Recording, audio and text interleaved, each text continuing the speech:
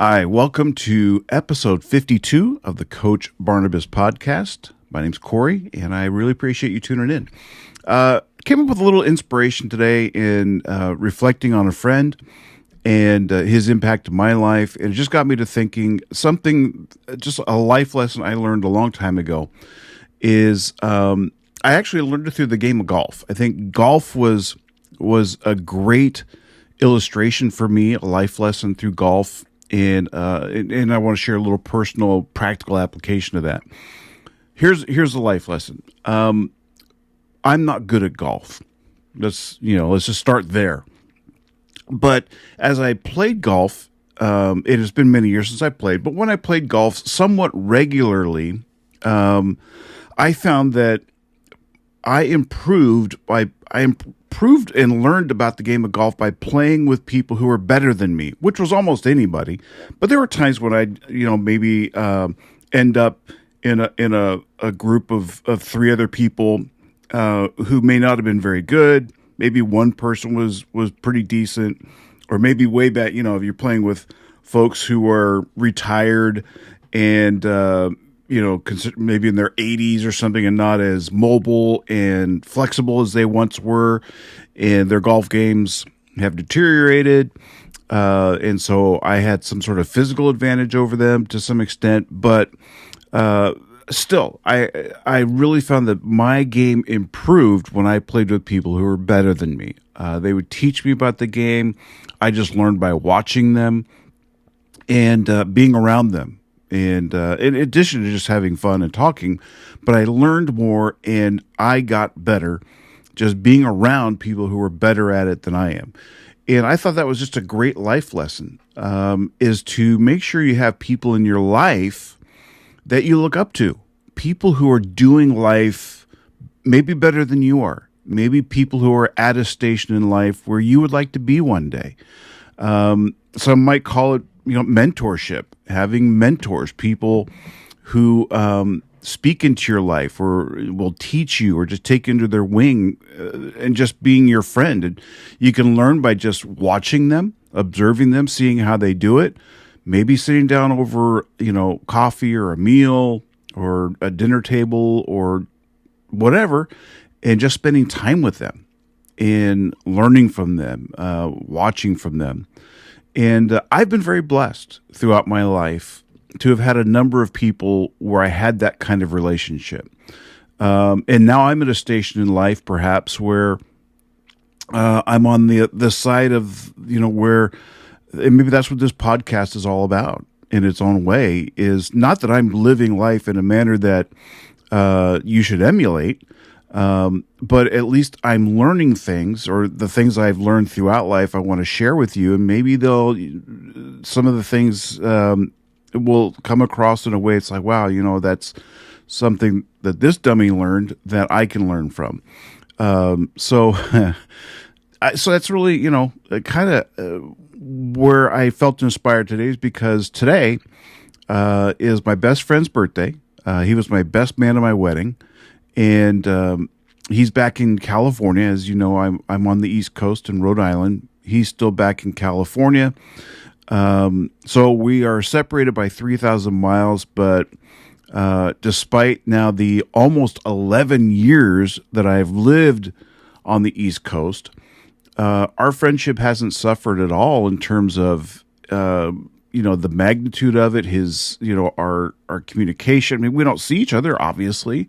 So we don't spend the time together and that sort of thing, but we talk regularly and through text messages. Neither one of us are like phone people, so we don't talk on the phone or anything, but you have a pretty special friendship when you might go days, weeks, months, who knows, maybe even years without having a conversation with somebody, but as soon as you do, you pick up right where you left off, right?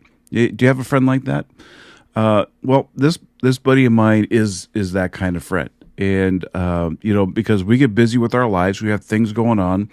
We're, in different time zones. So, if I ever think about calling, it's like, oh, well, shoot, it's 5:45. Oh, wait, it's only 2:45 back in California. He's probably in the middle of his work day where I'm finishing up mine, things like that. So sometimes things are a little more complicated when you think about it. But that's the beautiful thing about text messages or email or something like that. You can reach out anytime, and at their convenience, they can respond back. And so technology has bridged that gap a lot, for which I'm very thankful. But the point of all this is this friend of mine, his name's Troy, is somebody who inspired me a lot. And he walked side by side with me through very difficult times in my life, times where I had more questions than answers, times of frustrations, times of sadness. He was a big part of my life when each of my parents passed away. And just being by my side through those things. So many times we had conversations late into the night, very emotional, deep conversations. And there would be times where we just laugh hysterically. I can't tell you how many times I go over to his house, and then maybe, 9, 10 o'clock at night, well, heck, it's a work night, I probably should get going. And then we stand on the porch for another 2 hours, where we're supposed to be saying, okay, good night. We'll stand on the porch for another couple hours talking. Just that kind of special connection that we have. And so I'm very thankful for him. But he's going through, he's going through a season in his life where I really wish I could be there walking by his side. And it's been a couple years, and, just I wish I could be there. So we text a lot and we keep in contact. Today's his birthday, and I just, want today to be special for him, but I know sometimes it could be hard to celebrate and feel good about things when life has been heavy.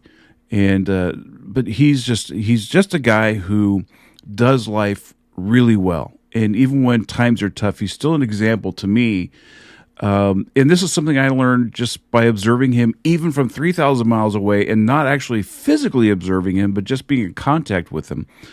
And it just hit me today in a profound way, and I wanted to share it with you, is that there's an old quote by Coach John Wooden, a famous college basketball coach, who coached back in the, I think he retired, I think, in the 70s. So it's been 40, 50 years since he last coached a game. He's now been deceased for a number of years, but he was legendary. And if you know who I'm talking about, you know what I mean.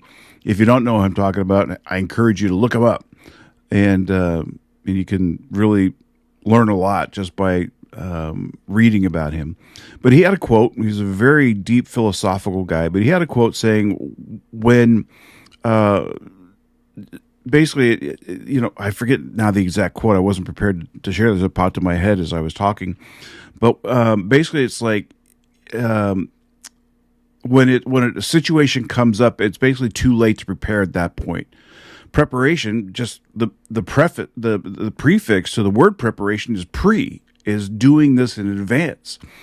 And so the example of my friend is that he's just lived his life close to the Lord. He's been a faithful man of God throughout his life.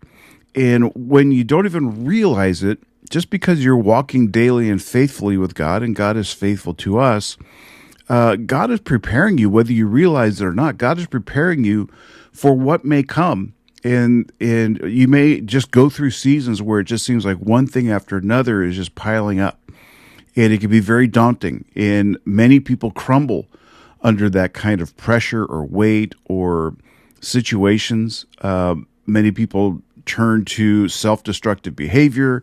Many people just can't cope and, harm themselves in some way. And but sometimes you find somebody in their life who go through difficult situations and maybe don't do everything perfectly, but at the same time you see that at the end of the day, they're still standing upright before God. Think of, I've mentioned Job many times, and what greater example is there than Job, who his life was great. He had a wonderful, wonderful life, but then one thing after another, after another, after another, devastating things all happened, and he remained faithful and continued to stand upright before the Lord. He would not let his situations, his circumstances alter who God was in his life. God's value isn't defined by how well or how poorly things are going in our life. That's like judging a car's value by how much gas is in the tank. That's not how it works. God is God. And but the point is that what my friend is going through is very difficult. And little did he know that during the seasons leading up to this current one that is so difficult, is that God was preparing him to not only get through it himself, but to lead his family through the storms of life, and how they're following his lead and they are learning from him and they're leaning on him to help show the way. And through his life, through his wisdom, through his faithful relationship with the Lord, he's able to do that, to be an example and to lead them through times of crisis, or in this case, crises, plural. And he's also showing me, even from thousands of miles away, how God works in us and through us, even in the dark times, even in those difficult times. And I know that this season will come to an end one of these days for him, if we pray sooner than later for him and his entire family. But I just wanted to share this with you. It's something I am learning, even at my ripe old age. We're always students, and yet we're also teachers. So I just wanted to share that with you. So thank you for listening and being here. I hope this encourages you as it has me. And I like I said, I just wanted to share that with you. Find people in your life who are doing it perhaps better than you are, and learn from them. Observe, ask them questions, take notes, and find people who are doing it the right way and doing it in an honorable way. People you really respect, people who will take time and speak into your life and bring you along, take you under their wing, whatever, however you want to put it. Find people like that and take the time to get to know them, because the day's going to come where you're going to look back on that and be thankful for the wisdom and the knowledge and experience that they've gone through, that they've shared with you, that will benefit you and perhaps other people around you one day. So that's it. Cue the banjo and Nigel, my disembodied British voice of sophistication. He's going to come on here in a second.